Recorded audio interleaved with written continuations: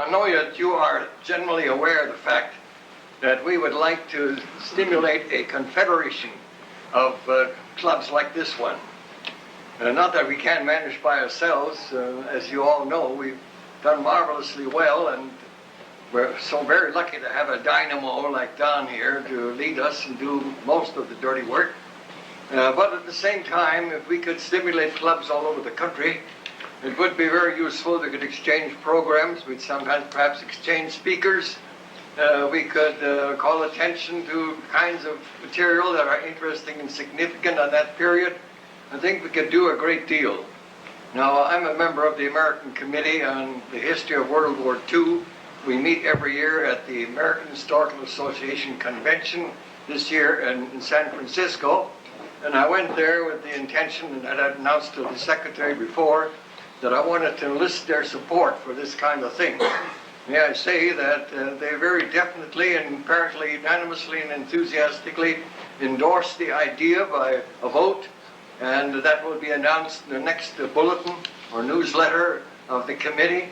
And we are also, of course, going to try to send notices to all of the major periodicals, military history and so on, that have some interest in this, though let me always emphasize that we're not thinking here in terms just of the military history of World War II. Many of us are most interested in that, perhaps. We'd also like to consider all other angles of the war that entered into the general picture. Now, Don and I would very much welcome more input on this idea or anything else that you think in connection with the group that can be useful for future programs and the whole general procedure of our institution.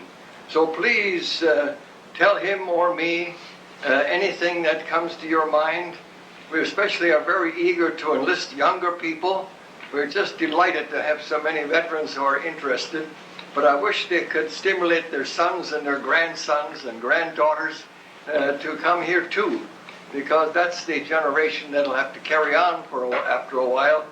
And I think that if they once had an opportunity to really gauge what we're doing, that they would find that of considerable interest. So try to talk it up in your families, and especially to get people of those age groups to come and at least try us out. And again, thank you very much for anything that you can do to suggest ways in which we can have a more interesting set of procedures or organization of the club, and especially if you have any idea how we can stimulate the formation of similar clubs in other parts of Minnesota, or if you have connections elsewhere in the country, anywhere whatsoever in the United States. In fact, I don't see why we shouldn't finally have an international federation of clubs emphasizing the history of World War II. Thank you. This evening, as we mentioned, we're co-sponsoring this with the Minnesota Air Museum. To introduce the speakers will be General Al Schwab. Good evening. I'm General Al Schwab, and I'm the director of the Minnesota Air Guard Museum, and I'm pleased to participate in this. We have a series of aviation lectures. Don has had these World War II lectures or roundtables, and tonight we have combined our efforts, and I think the combined mailing list turns out one of the largest groups we've had so far. But I was particularly humbled to be asked to introduce these people because, and I say humbled advisedly, I was in the 12th Air Force in North Africa, and when I came back home and had children, the children said to me, "Daddy, what's it like to be in the war?" My response was always the same. I said, if you were lucky enough to live through it, it's the most fantastic experience you can ever have. Then I got to know the people that were contemporaries of mine in WWII, and I learned that there's a lot more to it than luck. In Tactical Air Force, where I was, tactical reconnaissance, I flew 47 missions and never saw another aircraft in the same airspace that I was in, except for our wingmen and things like that. But that was luck. Getting shot down in that situation was bad luck. I was shot down one time by an anti-aircraft gun that was mounted on a hill above the level that we were strafing on the ground. So he actually shot down to shoot me up. But when you think of what was happening in the air war over Europe, the United States had a number one, and the Allies had a number one objective at that time, and that was to achieve air supremacy over the battlefield. So the 9th Air Force was keeping the area in front of the troops as clear of aircraft as they possibly could. The 8th Air Force, with the bombers going in, the important thing was to keep the enemy aircraft away from them. So the people that lived in that war owed their existence today to something more than luck. There was luck involved, but there was also tremendous amount of skill, airmanship, almost a disregard for your personal safety, an intelligent disregard. And the two men that we're going to listen to tonight had that kind of experience. They were in those circumstances, and they came out ahead. They came out ahead because they had those other elements in their personality in addition to luck. So the format tonight is that the first speaker is going to talk for about 30 minutes, and the second speaker for about 30 minutes, and then we're going to have them both up here so that you can ask the questions. I'd like to introduce the first speaker, Ken Dawgferd, who was a fighter ace from the 9th Air Force. He had 14 victories, and these have been confirmed by the United States Air Force Historical Study. They do that. They don't just take everybody's word for it, but they actually confirm that it's happened. He was a St. Paul boy that migrated to Wilson, Wisconsin when the war broke out, got involved in the Air Corps, ended up as an instructor in gunnery for a long time in Arizona, but finally, just before the invasion of Europe, he was assigned to the, look at these numbers now, because we got a tremendous coincidence of numbers. He was in the 354th Fighter Group and the 353rd Squadron. And his experiences and what he has lived through are fantastic. I know, because I not only know him as a friend in the Guard, but I've known him for 45 years, and for 15 of those years I worked for him. So he's a fantastic man, and the stories that he's going to have to tell you will keep you on the edge of your chair. Ken Dalhberg, recently, I think you're still active, aren't you, Ken, as the chairman of the board of Dalhberg Electronics, his own company that he founded and the one that I worked for, and was privileged to rise to the position of vice president of marketing. A fantastic guy. Here's Ken Dalhberg.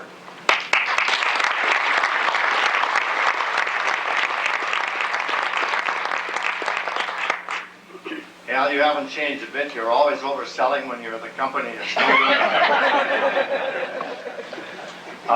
Mr. Chairman, ladies and gentlemen, and I, with special emphasis on ladies, since you're now in combat, I have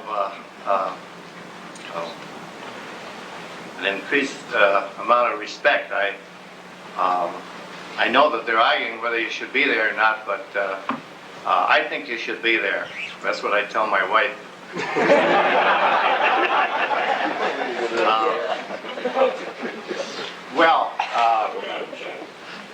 I didn't realize when Don asked me that we'd have that there was we're going to have such a big crowd. He said we're just going to get together and talk about some war stories. I thought I could remember maybe something about that, but actually I have not done this before, and that's about how many years? 45 years ago or something like that. So I'll have to kind of refresh my memory. I actually have never done this in 45 years, so we'll see how the old memory comes together. First of all, I remember in 1969 I gave a commencement address at a college, and those were the years when the cities were burning, you remember, and the young people were wearing long hair, and we were in Vietnam, and it wasn't very, very pleasant times. And I knew I had a hostile kind of audience, unlike this one tonight. So I said, I suppose you wonder why we are in Vietnam. And I said, I can understand that. Because when I was your age, I was in a prison camp in a country I didn't know anything about. And I didn't know why I was there. And some young guy in the back of the room got up and said, Mr. Dalhberg, but didn't you ever hear of Pearl Harbor? And I said, yes, I heard of Pearl Harbor, but I think I learned that was over about 12,000 miles from where I was. And I couldn't figure out what that had to do with it, really. Because I was in a strange land with a strange language, and I was in solitary confinement for a few days. Why I had time to think why I was there. And whom was I really fighting? And I came to the conclusion I was fighting for the most despicable despot in modern history. His name was Joe Stalin. These wars, we get some strange partners. But there I was, and that's what brought us there. Somebody made some bad decisions, and we wound up with strange partners. But the reason I mention that is I think one of the things that I was ill-prepared for, and maybe all of our kids are as they go off to war, unless it's as close as Panama or something, really understanding why we are there. We didn't teach very much. We didn't know very much about geopolitics in those days. Maybe it's a good thing we didn't, or we wouldn't have gone, you know. Anyhow, the great experience, fighter pilots, great experience.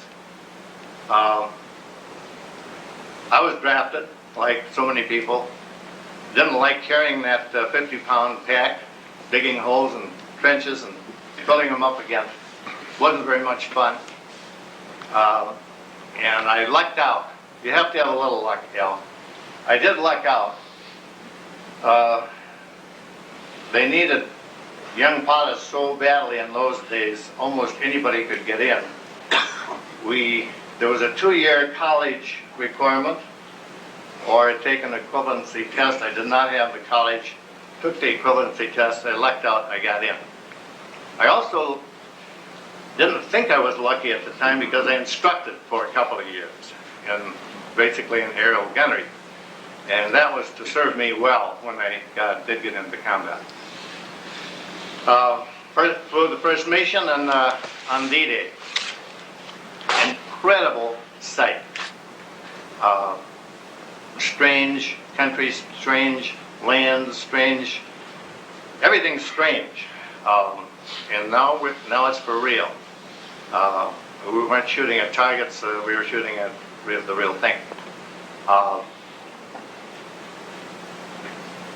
10 days after the invasion, our squadron landed in France on the beachhead, and we flew then from the beachheads. As we'd take another 50 miles or something, we would move the airstrips farther inland and put down this matting, and we'd fly from the airstrips. It was a very rainy summer, that's the summer of '44. Now, as you go up, even in the summertime, if you go up, what is the conversion rate? 3 degrees per thousand or something like that. We take off from these muddy airstrips, cow pastures. We fly to 30,000 feet or something and do our missions. And those the wheels would freeze in the wheel wells. Okay, now we come back from the mission, and you put the toggle switch down, but nothing happens because the wheels are frozen in the wheel well. Now, that's not a pleasant way to land. So we had to do a lot of. We'd fly around in the warm weather until at the warmer temperatures until they either unstick or we'd have a manual pump. We tried to get them down. All of the conditions under which we flew were incredible compared to what you see when you take off on Northwest Airlines now, with all of the crew chiefs and people buzzing around, really taking care of you very well, and you know your machine is in good shape and under incredibly perfect conditions. And we had just the opposite. And I think that, and then on top of it, the weather was just horrendous. And in the fighter planes in those days, we didn't have very many instruments. Right, Bud? Needle, ball, airspeed, compass. The British had done one thing very well, though. They had just developed that radar, without which we would have, if we would get lost. What do you mean? We were lost all the time. All the time. The only way we got back really is from that radar. Because most of the time, the weather was, you could not see the coast, you could not see the ground at all. We would take off, fly up through the overcast, rendezvous, and then do our mission and come back and try and find the airport. Now, if we didn't wind up in a dogfight in the meantime. And when you're in a dogfight, it's hard to keep track of which way you're going, because you're going all different directions. I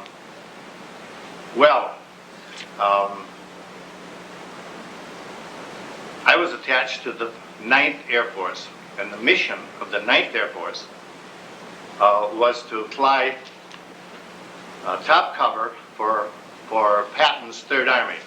Remember, he raced across Europe. We patrolled in front of him to keep the Luftwaffe away.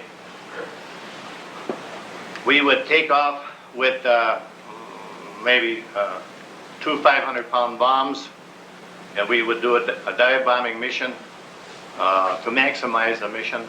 And then we would go and do a spell, a group that was patrolling. Then we would patrol for 2 or 3 hours. If we didn't wind up in a dogfight, then we would, before we came back, we would never come back with any live ammunition. We would go and hit targets of opportunity. Now, a target of opportunity is anything that moves. Wonderful. That was a fun part of the flying. Because strafing train, as an example, you hit the locomotive, and that steam engine would just blow, and it was a lot of fun. As you strafe the train, they would have gasoline cars that would be camouflaged. And sure enough, you hit one of those camouflaged, and every fifth one of our 50 caliber shells was an incendiary called a tracer, and it would it would really explode. Anything that was inflammable, that would really explode. So the mission was to keep the Luftwaffe away, to soften the troops and strafe the German troops in front of Patton, and that's one reason that Patton could move those tanks through there so fast, because we did control that sky over Europe at that time.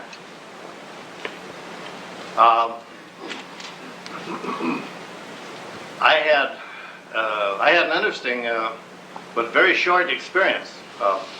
It was what was it? June 6th was D-Day, I think. By the 1st of February the following year, which was, what is that, about 7 months later, something like that. I had been shot down 3 times, and I had, as Al said, I had managed 14 myself. I had escaped and evaded twice, and the last time I wound up in the prison camp.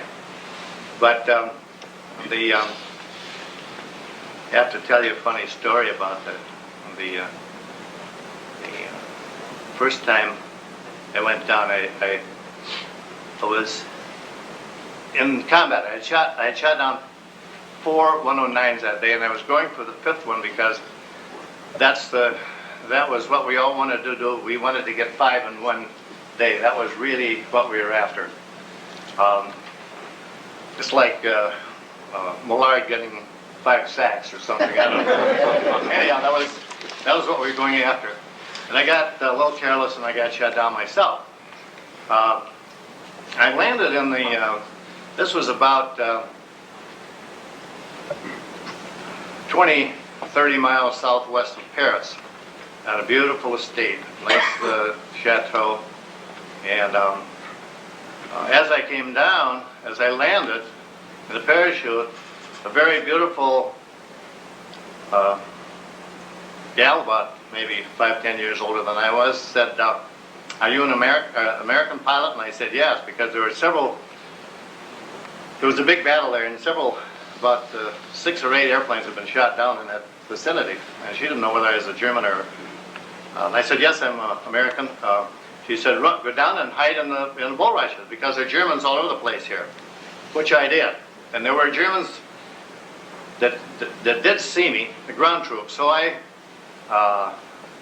from my old farm days, I broke it was fall, and I took the reeds and I got under the water, and I was breathing through these reeds and kind of evading these the German soldiers, and I did that successfully. And that night at dusk, the owner of this estate came down and he said, "American pilot," he said, "where are you?" And I exposed myself to him, and he said, "I own this, this is my place here, and I'm with the underground," he called the FFE. And he said, "We would like your gun." And I said, "Well, I don't have a gun." And now I have to back up a little bit and tell you why I didn't have a gun. I was on R&R for 3 days in Paris, in London. And I had just come back from 3 days on a DC-3. We landed. The commanding officer was not feeling well, and he said, "Will you take this mission? And will you lead this mission?" And I made a quick briefing, and I led this mission.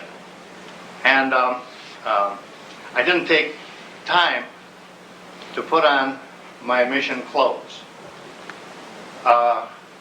We had boots, we had flight suits, we had escape kits, we had guns, we had all of the things for survival, except that mission.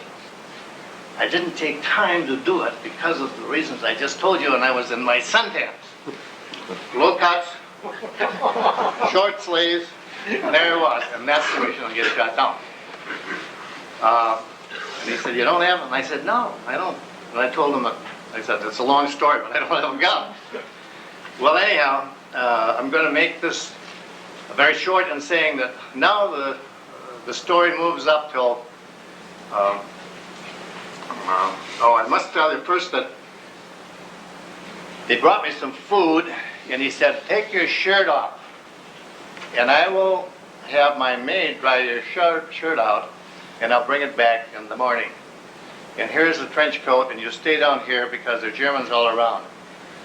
And the next morning, he came back with a little bread and my shirt, and it was all ironed, and it was all nice and clean, and I put it on, and when I put the shirt on, I felt something in my shirt pocket. And I opened it up, and it was something that was wrapped in French newspaper. I said, "What's that?" And I opened it up, and guess what it was? For you people that are my age, we used to call them prophylactic or something.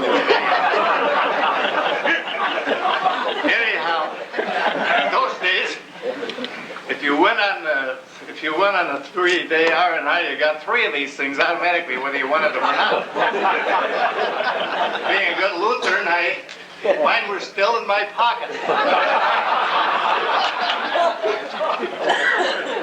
Well, it came to pass that while I had been in the water, okay, and the envelopes that they were wrapped, that they were in, apparently disintegrated, and his young maid, had washed the shirt, found these, and carefully dried them. Newspaper. He said, well, now the story moves on to a couple, 3 months later. I was invited into their home, into their Paris home for a party, Christmas Eve party. My commanding officer and I went in, and I was Exhibit A, because of the wealthy French people like to brag about what they had done to help win the war, okay? And I was a good example, because they had risked their lives to save mine, and they had all of the upper crust of the city of Paris in this beautiful home of theirs, and they told this story about the wonderful, wonderful American pilots. And I told it in French, and then with a little interpreting, said, "But we don't really realize how fantastic these young American pilots are. But our young mate really could tell us more about it." We could, but. And then he tells to the whole society, all of Paris, about this Captain Dalhberg, who is our guest of honor tonight. And he says, he gets a little greedy, and he's going after the 5th one, and he gets shot down. And the first thing we wanted is we needed guns, as you all know. I asked him if he had a gun. And if he said no, he didn't have a gun. And then he embellished it a little bit. He said, I asked him if he had a knife, a dagger, and he said no, he didn't have a dagger. Or a sword like Napoleon. No, he didn't have a sword like Napoleon either. But he came equipped with not 1, not 2, but 3 rubbers.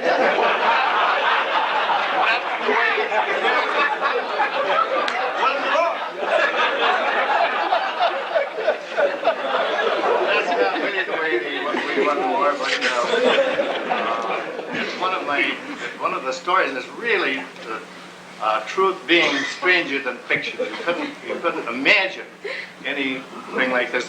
Incidentally, these people, still today, we see them every year. I go hunting every year over in their hunting grounds and so forth. But we did do some flying over there.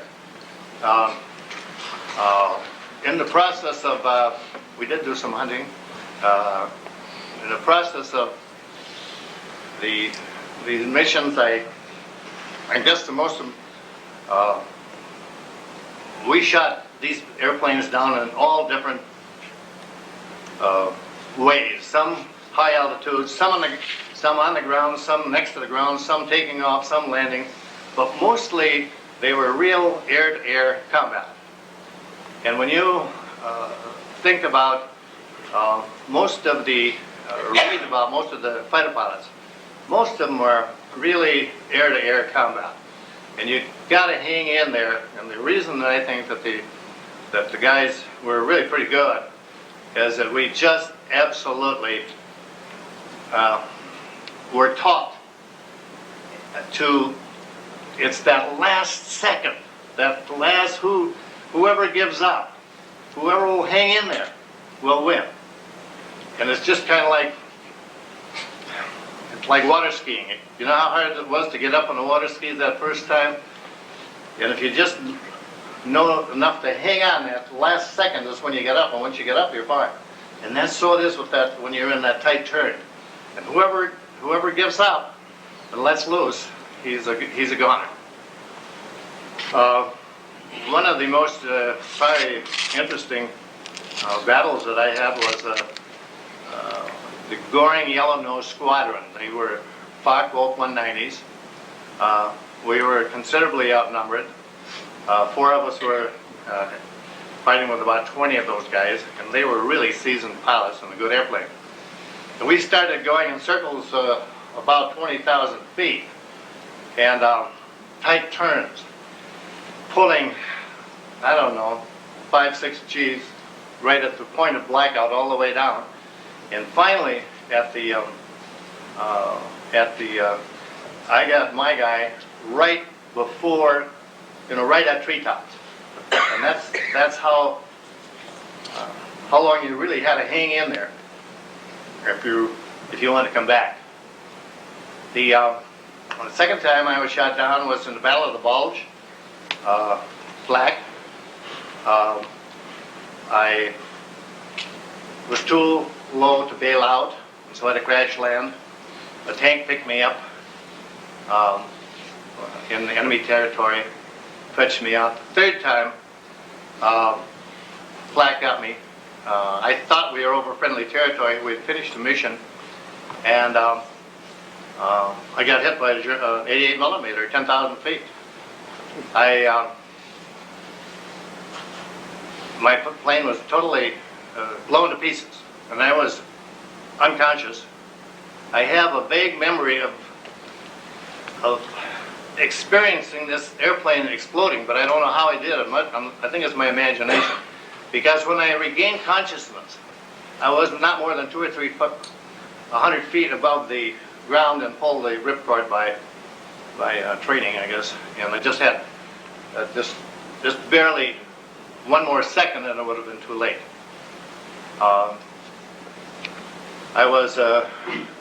I swam it was in February. I swam a river, the Prum River, by the famous Bitburg that President Reagan made famous.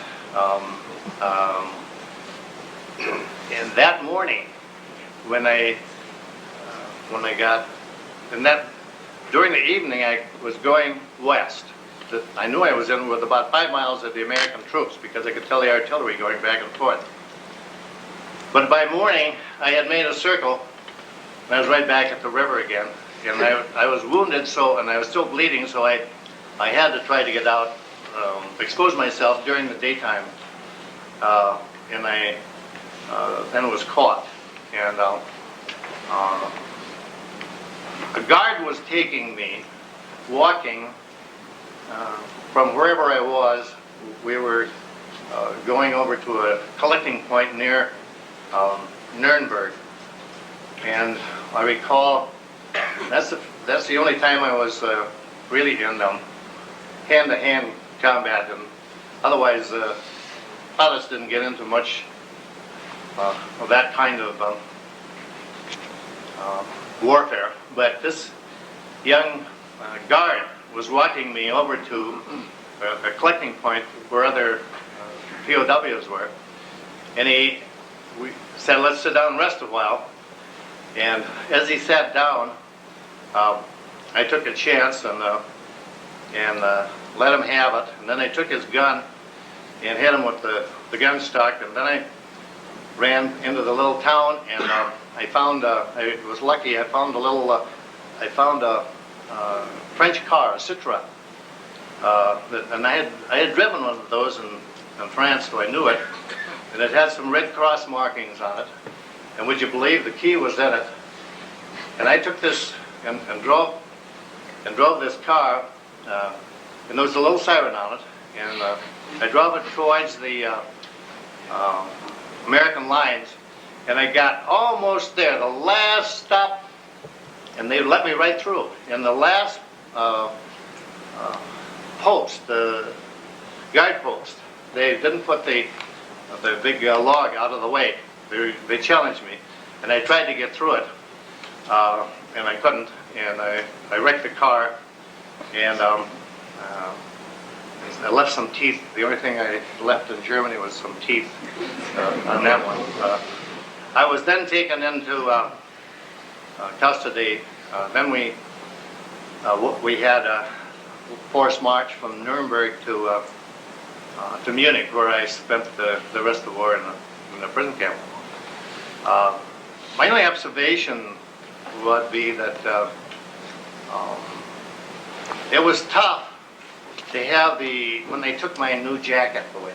And it was tough when they took my boots and my watch and all those things, and I didn't like it at all. But I can tell you that it was nothing compared to the indignity of losing my freedom.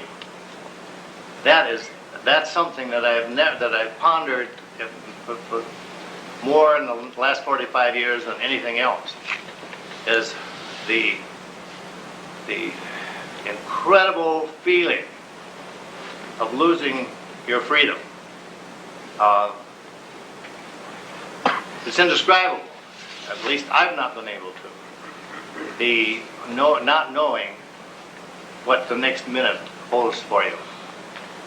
Our country has been blessed by never having been invaded.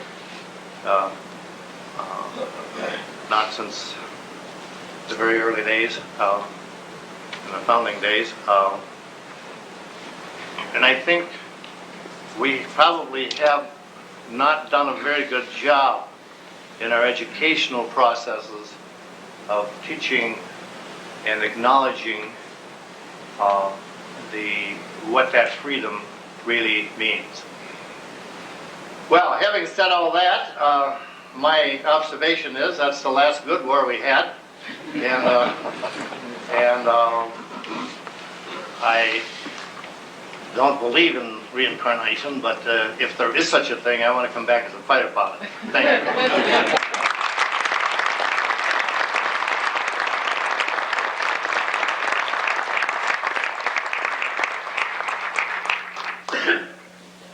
I knew that in addition to destroying 14 German aircraft, he had destroyed 3 American aircraft. That's the first time I heard about the Citrial. One announcement that both Don and I forgot to make. There is a box out in the lobby where we accept donations to help offset the cost to the museum and to Don's organization for sponsoring these. So if you'd like to give a donation, we accept it. If you don't want to, we accept that. Now we go to another side of the air war in Europe. A man that fought with the 8th Air Force, a fighter pilot, a little bit younger than Kenny and I. He was in school, but got involved in World War II. Ended up, believe it or not, Kenny, I said, was in the, was in the 3, I have to refer to this because it's too much of a coincidence. Kenny was in the 354th group of the 353rd Squadron, and but our next speaker was in the 353rd group and the 352nd Squadron, but in a different Air Force. Bud Tordoff is currently a professor of ecology. What are all those other names after? He's been involved in natural history at the University of Minnesota for many years. He's an ornithologist, and I said, you know, that's interesting, an ornithologist and an airman, and he says, yes. He said, I think that's one of the things that struck me too.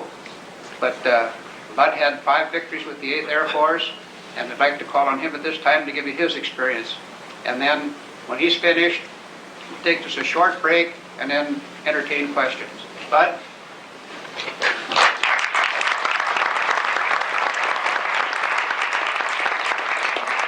Thank you. I knew I was going to get trapped like this following Dalhberg with all those marvelous stories. The 8th Air Force was a civilized Air Force. We came home from our missions and slept between sheets, and we flew our airplanes off paved runways. If we got shot down, we didn't get back as readily as the 9th Air Force because, of course, there was water between us and the Germans. I didn't really have any stories to match that one of getting shot down in your subject uniform. But let me tell you what did happen to me. I grew up in upstate New York, a little town on the Hudson River, and I was interested in birds from the time I was a kid. I'm not sure how much that influenced me to go into the Air Force, but I was a student at Cornell, in fact, studying ornithology when I joined the Air Force in November 1942. I went in 1943 then, and I was in the class of 44A, which means I graduated from flying school in January 1944. I was in the Southeast Training Command. I went to Nashville and then to pre-flight at Maxwell Field in Montgomery, Alabama. I learned to fly at a little private flying school, a contract operation with the Air Force in Ocala, Florida. Went to basic flying school, where the only thing of note was that my instructor was a second lieutenant named Frank Spillane, who then wasn't famous, but now is famous. He's Mickey Spillane, the guy who writes all the sex and gore murder mysteries. Even then, he was writing for pulp magazines, which his fellow instructors saw it was an aberration, but he was sort of a bodybuilder freak. He wore T-shirts and flexed muscles all the while. He was a pretty nice guy, and I've been in touch with him a little bit after the war, not really very much. We flew BT-13, Vultee vibrators, we call them, and basic flying school. I went on to advanced flying school at Dothan, Alabama, where I flew AT-6s. I got into fighters. I was too tall by World War II standards to be a fighter pilot. You had to be under 6 feet, and I'm over 6 feet. And I got into fighters because Spillane and I conspired. When the decision was being made whether you would go to single engine or twin engine advanced, twin engine being the road to be a bomber pilot, which I really didn't want to do at all. Instead of going to our medical records, of which I had reams, they in fact stood us before a chart that measured our height, and I bent my knees so that I was under 6 feet. I got photographed against this chart. I still got the photo in my Spillane said yes, he's under 6 feet, and he's qualified for single engine by virtue of his flying skills.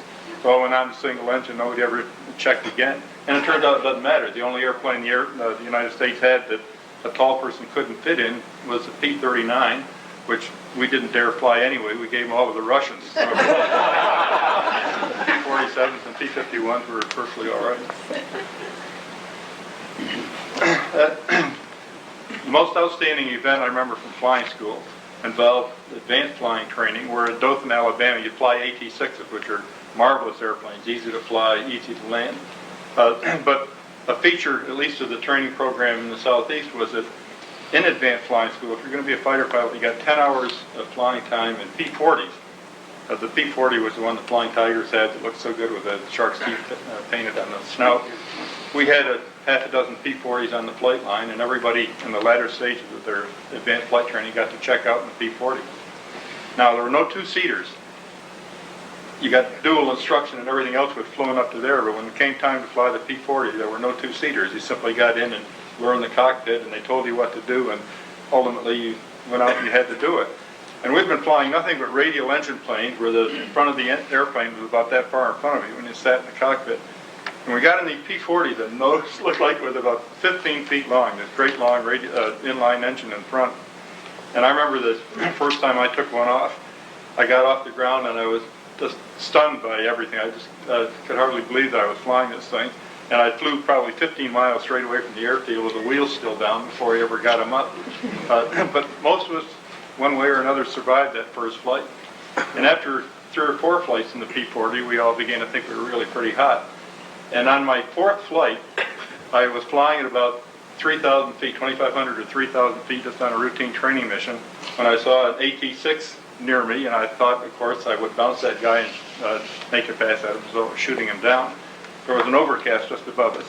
I made a pass at him and went zipping by him, of course, and began to turn, and of course he immediately turned inside me and was on my tail.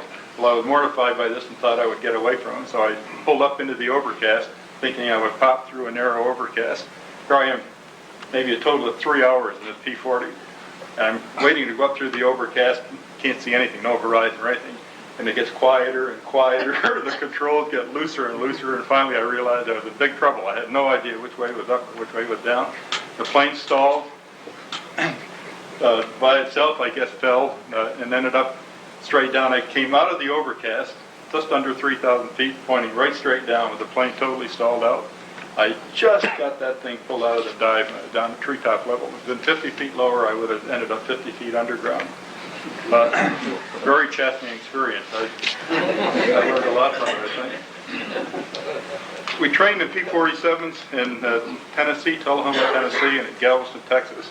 And in May 1944, I went overseas as a replacement pilot.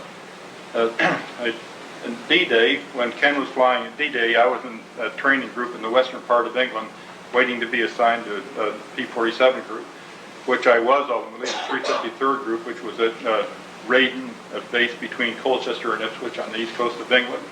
And I flew a whole mission that summer and fall. Our group changed over from P-47s, the whole tour that is, our group changed over from P-47s in early October to P-51s. And I finished up that first tour of P-51s, came home on a leave, went back over in March of 1945 and flew to the end of the war, and simply came back after the war. One of the things that might be a little bit of interest is a comparison of the two kinds of airplanes. P-47s in their latest models were pretty good combat air, pretty good fighter planes, but in the earlier models with the narrow props, they wouldn't climb with the best German fighters, and they wouldn't turn with them. They could dive, they could outdive them. We've always been good at building airplanes that could dive in this country. But the P-47 wasn't really the best plane for aerial combat of any in the European theater, I'd say by quite a ways. The P-51, however, was really a fine plane for aerial combat that could turn with the German fighters. I don't think it could outclimb them. Do you, Ken? Well, they usually had 30 minutes of gas, and we usually had 4 hours. The weight was so, Yeah. it wasn't apples and apples. The German fighters were small, as were the British fighters. Ours were big, and even the P-51 was big compared to the German fighters. But one thing that P-51 could do was go and go and go. The thing that really turned the tide of the air war in Europe, I think, was the development first of wing tanks. It enabled P-47s to extend their range, but even the 47 with wing tanks couldn't do the job that the 8th Air Force needed to do from England. And when we got P-51s and put wing tanks on them, we could fly to Berlin and fly around over the target in Berlin for 2 hours to come back. We flew missions that were as long as 6 or 7 hours long. I think that it gave us an opportunity to provide complete escort cover wherever the bombers needed to go. Maybe some of you saw the 12 o'clock high last night on TV. Those guys were flying in the days in which there was no fighter cover at all beyond perhaps just the coast of England, or at least very little beyond that. And there was, I don't think we could have continued to carry out strategic daytime bombing over Europe without fighter escort. The losses were just prohibitive when they tried to do it. The P-51, particularly with wing tanks, made it possible to do that. The German pilots, by the time I got there, on average weren't very good. I shot down several pilots that were almost embarrassing. They were really not very adept at all. But the good ones were very good indeed. And I think probably at the stage of the war where I was flying mostly, probably the best of the German pilots, or at least some of the very good pilots, were flying in jets that they had operational, the Messerschmitt 262, which began flying in the summer of 1944, and they had a lot of them in the air by the end of the war. I shot one of them down, which I guess is a story worth telling, and this was in March 1945. We were escorting B-17s in sort of in central Germany, pretty deep in, and there had been Me-262s, German jets, had been reported in the air. In fact, we saw some making passes at the bomber stream. They were incredible. They would go twice as fast as we could. We were flying along at about 25,000 feet with the bombers alongside of us, and these jets would come up the bomber stream going, it looked like twice as fast as we were, and would make a pass at each box of bombers as they went, and they absolutely were in control of the show. They could do what they wanted to do. But the fatal flaw they had was that they had very limited fuel supply. I think they fly something like 20 minutes at full power, those first ones. And we quickly found out by photo recon where they were coming from. We knew pretty much what bases they flew from. So whenever the German jets were in the air in the latter part of the war, we would delegate 51s to go and hang around their bases. And sooner or later, these guys had to come home, usually out of gas. And so we had to crack out the day I got involved with them, we were escorting these bombers at 25,000 feet. I was leading the second section of our squadron, and I looked down and saw two planes coming way below us, coming at right angles, and obviously they were going to pass about under us. And I thought right away that they might be 262s, called them into my group, and we dropped our wing tank. We're flying P-51s at this time, and I dove vertically down about almost 8,000 or 9,000 feet. I was 16,000 feet when I leveled out behind these guys. And by then it passed under us, so I was behind them. I measured the range by the computing gun sight we had, and they were still, according to the gun sight, still out of range, but I wasn't getting any closer despite the fact that I had dived all that distance. So I simply began shooting and kicking the rudders and pumping the sticks, spraying bullets all over, hoping to get a strike on them. And I could see one flash on the left jet unit of the one that I was closest to. These two guys were flying maybe 100 yards apart. And the jet unit I hit began leaking fuel. I could see a thin stream of stuff coming out, but he continued to dive away from me in a long, gradual dive, so I kept chasing him. After my first initial burst, which was a long one because I figured that was the only chance I was going to get, my guns all jammed or were burned out or something, and they wouldn't function in any case. So I switched over to the gun camera in order to get a record of all this and chase these guys. And after a while, more and more stuff started coming out of his left jet unit, and then I began to get closer. I could see I was gaining slowly on him. And about that time, the guy that was with him, who had been S-ing back and forth to stay with his crippled buddy, peeled off and simply left because there was nothing more he could do, and I had my wingman coming up behind me. And finally, the whole thing culminated when at about 3,000 feet over the airfield that I guess he was headed for, this plane just simply burst into flame. The jet unit started burning, and he pulled right straight up. Well, as he pulled up, I cut him off and got in right close behind him and was taking pictures like mad with my camera, so I thought.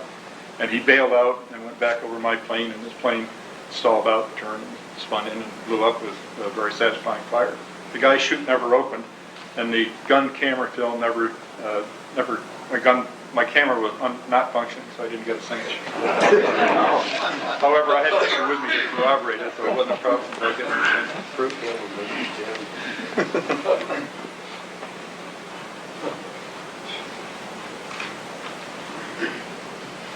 Well, the mission of the 8th Air Force, of course, was primarily escort. In the summer of 1944, we did lots of ground support too, though. We did a lot of, we would be assigned area support in France and head of the troops, and we would go in and usually deeper than the 9th Air Force, Ken's outfit, and we would go in and shoot up locomotives and shoot up trucks on the ground, that sort of thing. And that was all very satisfying. But the thing that we lived for, of course, was aerial combat, because that was the thing that fighter pilots really yearned for, was to be able to get in dogfights. By the time I got there, we had to look for them. It was hard to find Germans to fight. Mostly they didn't intercept the 8th Air Force missions by that time. Maybe once out of 10 they would come up and there'd be an interception. When they did, they came up in big numbers in a small area, so they often had numerical superiority, just as you had in your FW-190 fight. I remember once, for example, on the 4th of August, 1944, we were protecting a bunch of B-24s, and they were bounced by about 100 ME-109s. Our group on that mission had 48 planes in it, so we were outnumbered about 2 to 1 in that dogfight. Dogfights are chaotic. Initially, they start out with wingmen staying with their flight leaders and so on, but it ends up finally with a melee of planes in the sky. And the thing that is incredible is how quickly the action is over and how quickly altitude is lost. You always start at 25,000 feet, and when the thing is done, everybody's down at least at 10,000 feet or at least lower, and there are airplanes going off in various directions. The August 4th fight that I refer to was my first encounter with German airplanes. I've been flying for a little over a month then, and had some experience, but not any aerial combat experience. And my entry into the battle was inauspicious, to say the least. We had wing tanks on our P-47s, which we were flying at that stage, and we saw some planes coming in from the left above us, drawing contrails. They looked very much like they're probably going to be Germans, but we weren't sure. We were climbing up towards them. And I was a wingman on the inside of the flight as the flight was turning. And while we were turning, everybody with their eyes up there looking nervously at these guys coming in from our left above us. Something caught my eye, and I looked, and so close I could touch them almost, with a gaggle of about 45 ME-109s. I could see the black crosses on the wings and everything else coming under us to go by us, heading towards the bombers. My first reaction was, if I don't say anything, maybe nobody will notice. And by the time I realized that was not what we were supposed to do, somebody else had seen it. They called them in, and we dropped our wing tanks, and the dogfight was on. Problem was, I was flying on my wing tank gas, and when I dropped my wing tank, I forgot to switch to internal tank. So here in the midst of the dogfight, my airplane stops. I'm sitting up there in a P-47, which is a very poor glider under any circumstances. And I realized what had happened right away, switched to an internal tank, and the plane started within a minute or so. But instantly, everybody was down below me by about 4,000 or 5,000 feet. The whole thing had gone down. An airplane were just milling around. And I was alone. My flight leader had left me, so I was all alone up there. And I knew from flying school that you were hard to hit if you were turning because you had to be, somebody had to lead you if they're going to shoot you if you're turning. So I cranked this thing around in a big turn and started grinding a little circle in the sky while the dogfight's going on way below me. Realized after a minute that this was futile, that nobody was behind me, and I really didn't need to worry about this. And so I looked down thinking I should join this in a constructive way, and saw an ME-109 and thought, well, there's one. So I dove down, and by the time I got there, of course, I was going a lot faster than him. I flew up behind him and did what I was supposed to do, pulled the trigger, and the canopy came off, and the guy bails out, and I thought, my God, I couldn't believe it. Well, it seemed almost as though it had happened to somebody else. So then I went into another tight circle while I saw another bit of action down below in which there was a P-47 chasing a 109, but quite a ways behind it, and so I broke out of my circle again after being sure there was nobody behind me, and dove down past this P-47 and shot down this next 109, and it seemed as though there was no end to this. You could just do it almost at will, and then all of a sudden the fight was over. There were no more Germans around, there were only some P-47s milling around, and we went home. But that was my introduction to aerial combat. I got a little better after that, but it was really a fantastic way to fight the war. If you've got to be in a war, there's simply no better way to do it than being a fighter pilot. You made a comment about the kind of personalities that succeed best.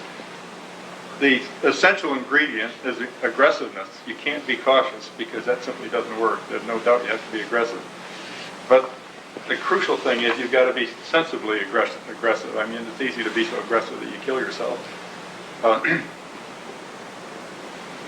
It was interesting to me that in all the fighter units I knew of, about 90% of the kills were made by about 10% of the pilots. They weren't uniformly spread across the squadron in any group I ever heard of. And it would really be interesting to know what it was that distinguished the more successful ones from the ones that weren't so successful. But it was a fantastic experience, and I guess I'd like to be reincarnated as one too. Although in my case, I would be just as willing to be a peregrine falcon, I guess, as a fighter. Thank you.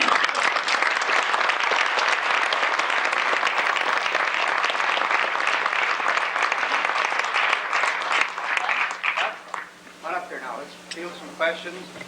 Anybody have a question they want to ask? What was Ken flying? What were you Ken? flying, 51s? I was flying 51s most of the time. We lost our 51s and switched to P-47s in December of '44. So from December till February, I flew P-47s. And I don't know, P-51 is a dream plane, and I guess we all love that the best. But my last mission in the 51, I got 4. And my first mission in a 47, I got 4. Wow. So I don't think,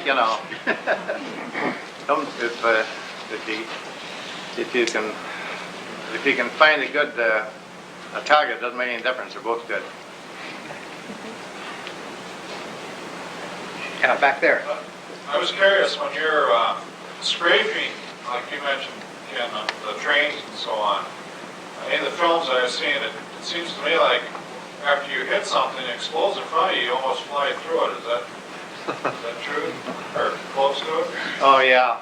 Yeah, we had we lost more than one pilot in the plane. Guy didn't get up soon enough and flew through it, got hit with the stuff he was... Because it's easy to freeze on that, right? On that strafing. It's so fascinating. It's easy to freeze on that because of your trigger is on the stick, and you can just freeze on it, and you don't pull up soon enough. That was the problem. And then there was another thing. There was a lot of flak. We would. I remember one day I got 2 promotions in one day. In the morning we went out and strafed an airdrome, which was kind of dumb. We should have never done it because to strafe through 20 millimeter and 40 millimeter flak, I mean, they just put a wall up and you have to fly right through it. It's dumb. And they got our commanding officer. As a matter of fact, his name was Don Bierbauer, and he was from Hill City, Minnesota, and he had 25 victories. And we were so mad that we loaded up and went out that afternoon. And I'll be darned if we didn't get the deputy. We lost the deputy commander the same way, Wally Emmer from St. Louis.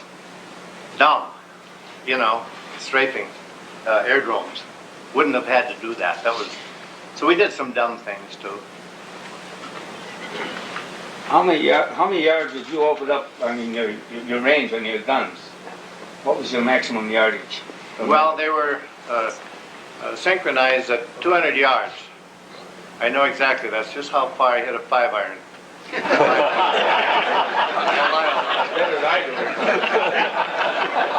That was my driver. 200 yards. 200 yards, huh? On the P-51, they had 3 50 calibers in each wing, and they converged at 200 yards. On the P-47, they had 4 on each side, so you had 8 50 calibers. And with that, you could roll a truck right off the road, right? In the 8th Air Force, in our squadron at least, our guns were focused on a point at 350 yards. I don't know why the difference. But of course, the guns were effective up to 800 yards or more if you hit something. 50 caliber machine gun is a very, very potent gun. Either one of you gentlemen run into any of those Cowets at 163, that rocket ship that would drop the landing gear on takeoff? Yeah, I know the plane you mean. I never saw one. Did you? Caught one. Never did. I have a question for both of you. You in particular mentioned it bothered you to lose your jacket and your watch Yeah. stuff when you were captured. There's so much made nowadays of the A2 flight jackets, all the artwork on them and stuff like that. They're very coveted collector's items. How many of them really were there? Or is it like, I mean, you see a 50s movie like in the theater, and everybody's got cars with flames on them. Well, I was alive then, and there weren't that many of them. How many of you guys actually had A2s with artwork on the back? Was it common or not? In our group, everybody had one leather jacket. That was standard. And in our group, almost all of them had something painted on them somewhere. But it was mostly a matter of individual preference. Sure. As to the difference in the 200 yards versus 350, the 9th Air Force shot down twice as many airplanes as the 8th.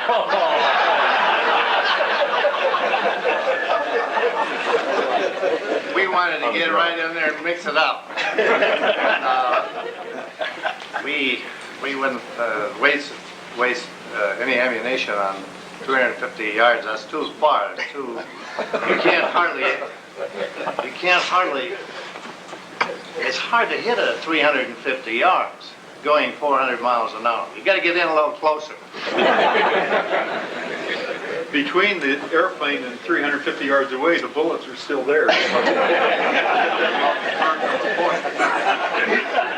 We have the makings of World War III.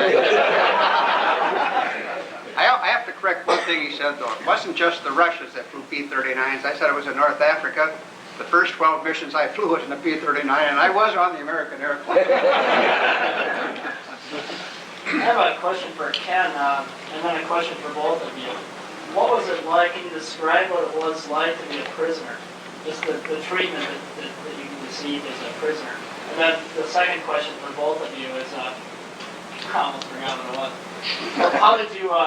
How were you received when you came home after the war? What kind of treatment did you get from the general public when you came back? Well, I was treated royally. it was a highlight of my life coming back. It was, everybody was fantastic. We were, I wish everybody's memory wouldn't be so short. I was a hero there.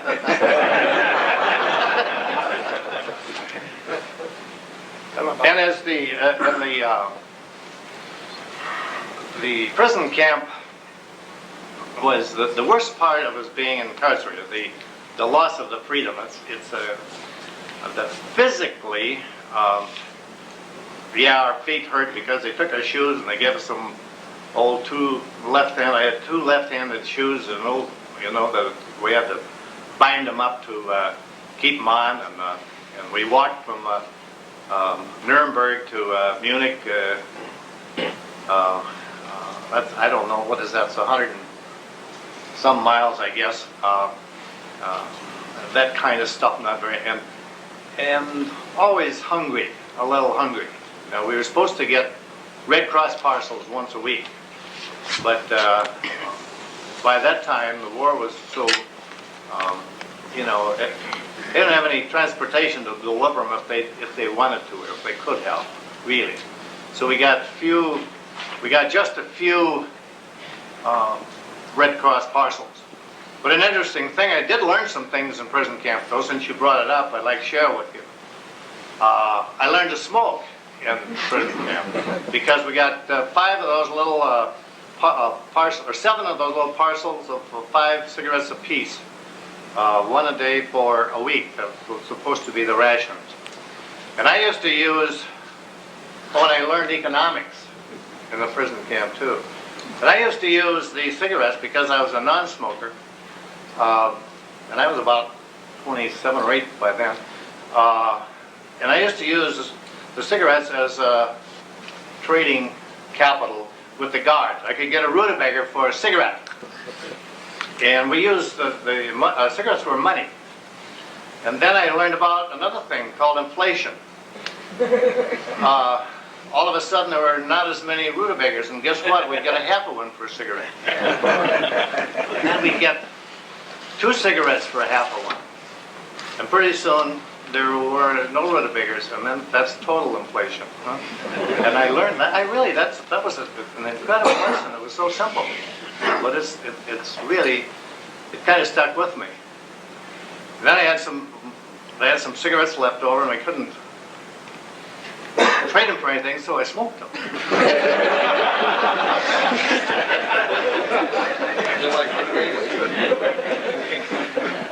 No. Bud, did you ever see a V1? And is it true that there at one stage that they would fly alongside them and try to knock them off their gyro? The answer is yes to both questions. The V1, of course, was a buzz bomb that flew, it had a ramjet engine, I guess, flew with a lot of noise and was programmed to quit after it had gone a certain distance and dive down. I saw a lot of them in London and also flying over our base. Once the German launch sites in France were destroyed, they launched them from planes over the North Sea, still aimed towards London, and our base was situated so they would come over at night, and the guys would go out. I remember one guy named Hungry Davis. He'd get up on one of the Nissen huts and sell programs, and we made a great fuss over it. Every time they'd come over, everybody would run around, shoot at him with their 45s, and just generally carry on. And one night, after a while, it got so commonplace we didn't even get up. One night I was lying there in bed, and buzz bombs were coming over, and Hungry Davis was out there going through his routine, and all of a sudden one stopped right overhead. Big silence, and somebody said, "Oh shit!"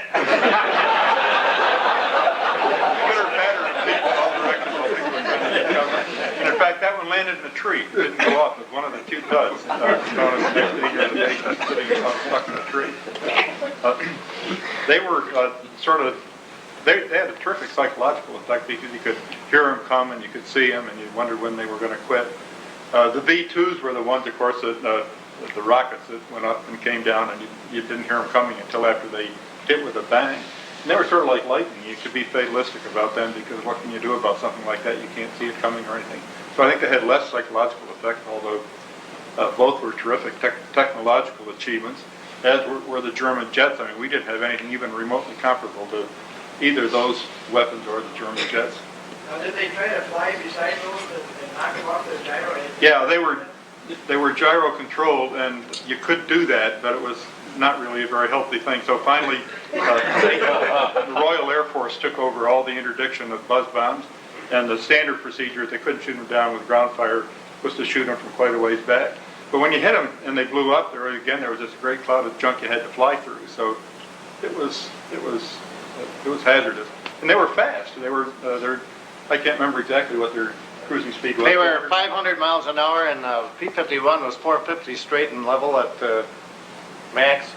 So the only way that we could get a buzz bomb, the V-1, was if we were high, and I never got it. I tried it a couple of times, but in diving, to pick up to 500 miles an hour, get up to, and get your wing tip under, and one of my buddies got one.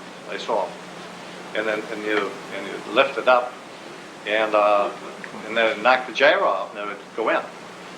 Pretty good trick, but not easy. Not adequate. You talked about the characteristics of a pilot being aggressive, and 10% of the pilots knock out 90% of the kills. Bud Peterson a year ago stated that eyesight was exceptional. People or pilots with exceptional eyesight had an advantage. Could you comment on that? Did you see that, or do you feel that way?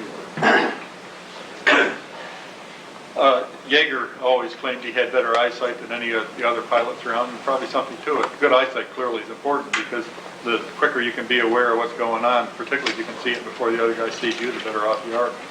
But even with ordinary eyesight, still real vigilance is important. One thing that happened to us, everybody's neck grew about a size and a half in the first 6 weeks in combat from turning, looking all the time.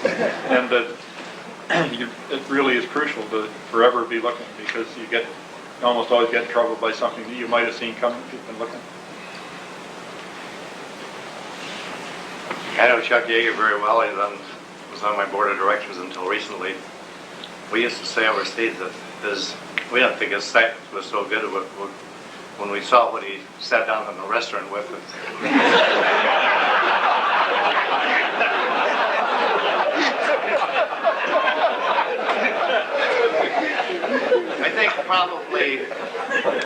I think it's everybody at that age has I don't know, pretty close to.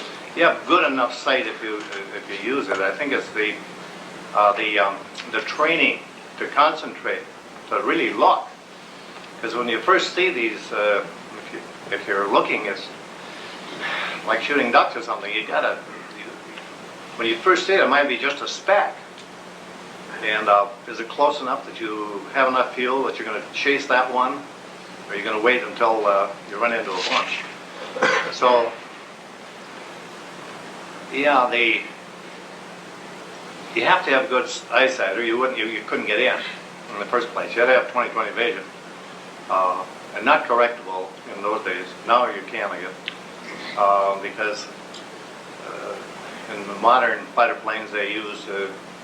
They don't eyeball them. They do it on radar, and so you can wear glasses or anything. It's okay now. But the most important thing was training to really keep your eyes open.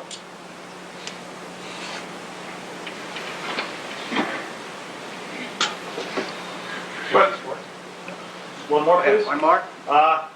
After you say you did a mission, let's say you did a morning mission, you came back at 2 o'clock. Would you guys spend time reviewing like intelligence reports or briefing or new maneuvers that the the 109 could do, or do you guys just happy-go-lucky and wait for the morning briefing and worry about it then?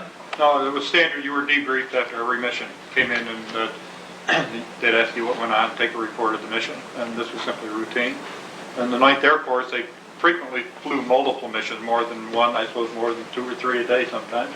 In the 8th Air Force, we sometimes flew 2, but there simply wasn't time to do 3 a day. But even on the days where there was one mission, when you come back, it's routine, you'd be debriefed. As far as talking about tactics and that sort of thing, I mean, that was all we talked about when we weren't talking about girls. Talking about dogfighting. I mean, it was the passion that consumed all of us all the time.